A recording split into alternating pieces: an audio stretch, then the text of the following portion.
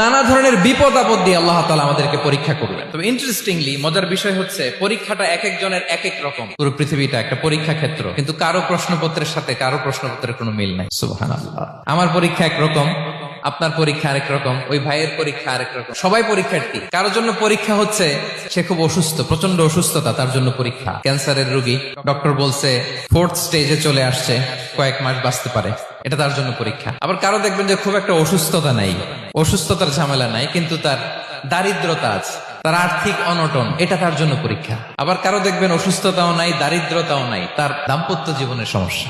অনেকের দেখবেন এগুলো কোনোটাই সমস্যা না, তার ছেলে কথা শোনে না, মাদকাসক্ত, আহা, রিহ্যাবে পাঠায়, আবার আসে, আবার গাঁজা খাওয়া শুরু করে, আছে না নাই বলেন? দেখেন তার পরীক্ষাটা আবার আলাদা। তাহলে পরীক্ষা ছাড়া, বিপদ আপদ ছাড়া দুনিয়াতে কেউ নাই। পরীক্ষা দিয়ে দিয়েই নিজেকে প্রমাণ করতে হবে। আর এক একজনের পরীক্ষাটা এক এক রকম, কারো পরীক্ষার সাথে কারো পরীক্ষার কোনো মিল থাকবে না। তো মাঝে মাঝে আমরা এটা ভুলে যাই। আল্লাহ তাআলা কালামে পাকে রিমাইন্ডার দিয়ে আমাদেরকে স্মরণ করিয়ে দিতে চান যে এই পৃথিবীতে আসলে তোমরা এসেছো পরীক্ষা